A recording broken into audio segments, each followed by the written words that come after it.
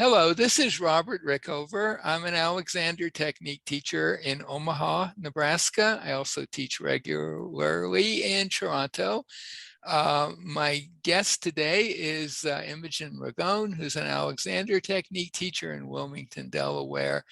And what we both have in common about teaching is that we both teach online primarily these days. And this is a podcast that's really primarily for Alexander teachers and students and trainees. It's not, I think, unless you're familiar with Alexander concepts like direction and inhibition, probably what we're talking about is going to not make a whole lot of sense to you. And Imogen has no idea what we're going to talk about. It always is interesting. But that makes for some nice conversations. This is I've been thinking a lot about both inhibition and directions that are kind of aimed at producing inhibition, as it were. Especially in the last few months after there's been quite a bit of attention to Margaret Goldie's work approach to teaching, and her strong. Margaret Goldie was a first generation teacher, very close to Alexander, who kind of went in her own direction. She did not have a training course, but she did teach until she was quite old. And she was not she was sort of separate in many ways from the other second generation teachers in her ideas about what Alexander's work was all about. She placed a tremendous amount of influence on inhibition, or what she called stopping. And I've reread some books about her and been thinking a lot about what she had to say, and especially with regard to what are called negative directions. And for anyone who's not familiar with negative directions, I'll put a link to some material on directions in general, including negative directions.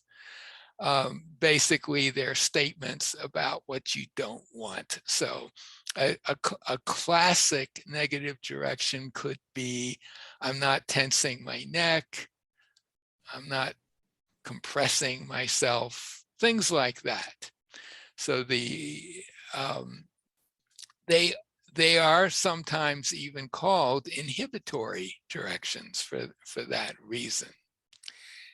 And there are really two types of negative directions. One type is the kind I just described, where you're saying, I don't want to do this. It's saying, yeah, you're kind of being really clear about what you don't want. You're saying no. Mm-hmm. I don't want that. You're not, and that's what your conscious brain is doing. And the rest of your brain and nervous system and body figures out, if you get out of the way, the rest of yourself will figure out how to do the best job possible to make that happen. And so that's one type. Where there's a kind of an outsourcing going on. This part of your brain comes up with the idea to think that direction, because you, from experience, maybe it's helpful. And then it steps back, or never really steps forward. It just says, that's what I want. And then the rest of you takes care of it. The other type of negative direction that's related to it, and I know it's one of your favorites, and it's certainly one of mine, what are sometimes called paradoxical negative directions. And that's a direction of the sort, well, if you're moving across the room using your legs and people looking at you might say, well, you're walking, but the direction is I'm not walking. You're basically saying I'm not doing the thing I'm doing, that it appears that I'm doing. Hence the term paradoxical, I guess. And what I think they're all about is you're saying when you say I'm not walking, what you're really saying is I'm not walking the way I usually do. And implicitly, there's kind of a second phrase there. So body, mind, the rest of me, apart from this prefrontal cortex, figure out how to do that. It's your job to make that happen. And again, it's a kind of an outsourcing process. You're saying what you want. Strange thing, your body figures out, oh, okay, we're gonna you obviously, they're interesting because you obviously have the intention to walk. You do want to walk, but your direction is I'm not walking. So meaning you're not walking. I'm not walking in my usual way. Find another way. And here's where it gets really interesting. If you ask that of yourself, logically, it should be a 50-50 chance that it'll come up with a better way. It might come up with a worse way, right? Could say, oh, okay, you want a different way of walking? I got one for you, where you're going to be clunking even more loudly on the floor with your feet. Logically, that would be the case, perhaps. But I am thinking actually not, but I see what you mean. But and but that never happens if you deliver that direction in the way that's with no intent. The thought that just occurred to me is because you actually have to do more to do a more clunky but your body walk. Could say, so okay, we're going to make it worse for you, or we're going to make you do it with greater effort. But that never happens. That's the thing. So given that, it seems like we're already getting a sense that maybe the rest of your body, apart from this controller up here, your prefrontal cortex, maybe it's got some intelligence of its own, and maybe quite a lot of intelligence of its own, because it not only hears what you're saying, but it makes judgments about what's the best way to produce that. It doesn't just take you literally. It says, well, I'm pretty sure he doesn't want me to walk more heavily, so we're going to stay with improvements in how you move. Right? That requires some intelligence that's not at a conscious level. And even the ordinary negative directions, I'm not tensing my neck. In order for your body to implement that, your rest of your nervous system and your body to implement that in a useful way, it has to be a whole body thing. It can't just be your neck that it's going to focus on. So there again, that part of you, which is most of you, that you outsource this intent to, it's got to be pretty smart. So even though that smartness is not, the workings of that smartness are not necessarily evident to you. You're not conscious of it. When I say I'm not walking and I'm walking and I put out that thought and my walking is easier, I can notice that, but I have no idea what the rest of me was up to make that happen. Absolutely no idea at all. It's totally out of my awareness. So go ahead. Yeah, it's just one thing that occurred to me as you were talking about that, and talking about that we have this intelligence in our body that's not conscious, right. Or in ourselves, that relates to when we get out of our own way, that the way we are designed, the way we function is to try and do things that will help us, that to move and be in the most beneficial way for ourselves. I'm not expressing this well, but hopefully you get the idea of what I mean. That that your body, when you deliver that message, your body doesn't just blindly do it without any consideration of the fact that it's you who's delivering the message and it's yeah, about you. It has your best interest that's yes, at yes, heart, and it will always. always, yeah. And so even with the kind of negative and the paradoxical directions that have been around for quite a while, that's true. But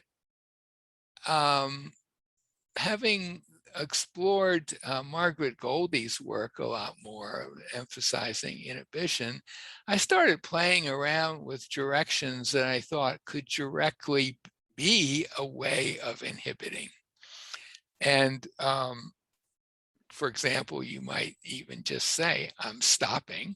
That could be a direction that might do that. The one I'm tending to use a lot these days is, it's, as far as I know, I'm the inventor of it. Maybe someone else did earlier, is I'm not doing. It's kind of an odd phrase because usually you think I'm not doing X or Y or whatever. But I think just I'm not doing Mm-hmm. as a self-direction is incredibly powerful. And the thing about it is that it could be either a straight up negative direction. Right? I'm not doing this. I don't want to do Mm-hmm. this thing. But it's I'm not doing is really about anything you do. And clearly you're going to be doing things as you think that. Right? You're Yeah, I going may not have to used those exact words, but I'm sure I've used very similar. But and to me, it's the idea that we're, and maybe this is a kind of learned Alexander way of thinking about the word doing, but we're often doing much more. So not doing means doing less. I mean, we're no always more doing over, something, not right? But overdoing, not yeah, overdoing. yeah, yeah. But in some situations, it may mean more like a paradoxical direction. Okay, you're using this direction. You're going for a walk as you're using it. Uh, you're So you certainly are doing doing something. something. Yeah. So it's not saying no doing. In that case, it's just saying, how about a better way of doing? So that direction I'm not doing covers everything, really. It covers any possibility. Hmm. And to me, the intelligence needed to do that, to accomplish that, is pretty amazing. That unconscious part of you has to really get, okay, no doing, no excess doing in this case. Yep. So if they're tightening their neck, if that person's tightening their neck when they say that, we're going to figure out a way to lessen that tightening. If the person's doing a movement, well, obviously they're doing it and we're not going to stop them from doing it. So we're going to see if we can't get them to do it in a easier, more effective way. Well, that requires a lot of calculating and figuring, right? That's not some simple thing. And I Thank think goodness that I don't need to do consciously exactly. don't need to do the calculating and figuring. Yeah. But I Yeah. think in general, like the outsourcing paradigm, well, this guy comes up with the idea, your prefrontal cortex says, this is what I want. And then it outsources it to your body. It could be, you could think, well, maybe your prefrontal cortex is the real kingpin in this situation. That's where the action is. And it just tells the body what to do, and the body kind of figure it does it without a lot of thinking about. But I think it's maybe almost the opposite. It doesn't take a lot of intelligence once it's explained to you to use an Alexander direction. You just use it, right? I'm free, Mhm. or my neck is free, or I'm not tightening my neck, or any direction. You don't have to know a whole lot or do a lot of thinking to use it. There is an art to it. You have to learn how to do it without sneaking in some implementation. There are definitely challenges. I'm interesting, Mm. just because often I'd say without doing something extra so that I'm not doing is brilliant, because that's all is in there already. I'm not anyway. Well, I mean, to actually think the thought I'm not doing Mhm. is not in it can be challenging to continue that thought, as if, for example, you're thinking it and suddenly there's a big change that you notice, Mhm. and you think, wow, what's going on there, and your mind goes to that and leaves the thought that caused it. There's that kind of challenge. There's this great temptation to try to help, you know, if by thinking I'm doing and not doing anything to make that happen brings about a nice result, maybe if I add a little oomph to it, Do, but that's why it'll, I'm thinking I'm not doing is so great, because you'd have to do something yeah, to add to it, and that's the opposite of what the thought exactly, is. yeah. Yeah. So, Yeah. I think it's easy to think, if we that okay, the prefrontal cortex is really the decider, the conscious brain. It's like our highest level of being mentally and all the rest of it, and that outsourcing just kind of that's like lower level stuff. But I'm starting to wonder, and this is I don't know the answer, but I'm starting to think it might be exactly the opposite. That that So we have this body low level thing that we can do, and it's a pretty low higher level. That um actually the body wisdom, for the most part, is out of our consciousness. And for a good reason, because it involves so many things. We have so many joints and muscles that our consciousness can't really deal with that. mm-mm. But our body can deal with it just fine. And that to me suggests that it's pretty damn smart. And that really, like, thinking a direction is a little bit like turning on a light switch. Doesn't require a lot of smarts to do that, and you suddenly activate this entire electrical system for your benefit that extends out, from Yeah. the wiring to, substations to generating plants. All of that stuff is Mhm. going on in the background, and you don't have to understand any of it. All you have to do is just flick a switch or turn on your computer. You push a Mm. button and suddenly your computer's on, and all of this stuff's then happening. Mhm. That is far more intelligent. It requires far more intelligence than just pushing the button to turn your computer on. Yeah. Yeah. So that's really kind of what I'm getting at here. And it's not, it's, I just want to add two things. Well, first of all, before I add a couple of things, do you have anything else you'd like to add Um to that n- general idea? not not particularly right in this moment. I will jump in if something occurs to me. Yeah. Yeah. So, Um, although yeah. the words body intelligence did pop into my mind, which is what I because you've talked about your body's intelligence, body wisdom, which actually body wisdom is the name of an Alexander journal on Medium. Right.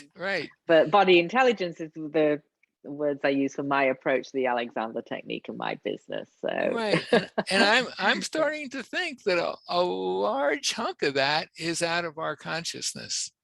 That really it makes sense to me. Yeah. It makes sense to me. Yeah. Now, so your two final points. Yeah, two final points. I hope I can remember them.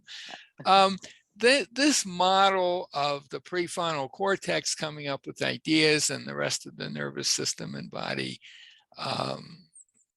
responding may well be, it's a model, and it may well be an oversimplification of what's going on. I don't think there's a sharp separation between the two. I mean, they're both in the brain, they're interconnected with nerves and so on. So I would take the model as not necessarily literally the case, but I think there's some truth in the model that it's worthwhile to have it. But the other thing I want to say is that direction, for example, I'm not doing. It'll work just fine whether you're interested in what we're talking about or not, because we're not really talking about the effectiveness of it, which it is extremely effective. I think you would agree, and my students really love it. And you can learn a lot by using that direction, starting with just thinking about activity, and then going into some simple activity with that intent. I'm not doing. But you don't need to know all the stuff that we've been talking about. But I think it's just interesting. So I don't know what the practical implications of this are. It's more, for me, it was more, well, where is the decision making really going on?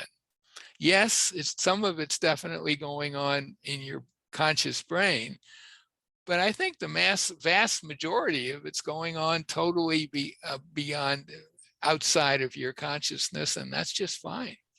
I wish I could remember the statistic, but I was reading some book that may have had a neuroscience sort of bent to it. I can't even remember, but it was, we think we can, the vast majority of what we're thinking, what we're deciding, what we're choosing, everything is before the conscious brain is even involved at all. So, but we can learn, as we do in the Alexander technique, for the tiny percentage that we can, bring our conscious brain to work and to actually help then what's going on with the rest. I guess it's kind of giving nudges to, and those nudges are important. If you develop, let's say, a habit of moving, you have an injury, and you distort your way of moving to protect the injured part of you, and the injury heals, but some of that protective stuff remains, and it's creating some tensions in your body that could show up years later as pain or discomfort. It's because they're really that intelligent body that we're talking about. It seems as though it needs something to tell it to change. It doesn't automatically self-correct. It's my sense. Well, we could go down the whole rabbit hole of habit, and we need, but that's our, unconscious, subconscious brain, so that we don't have to each time, like we're doing something from scratch and having to, but obviously then we create patterns that are a little bit less useful. So this consciousness part can bring the body intelligence back into it has to make the those request.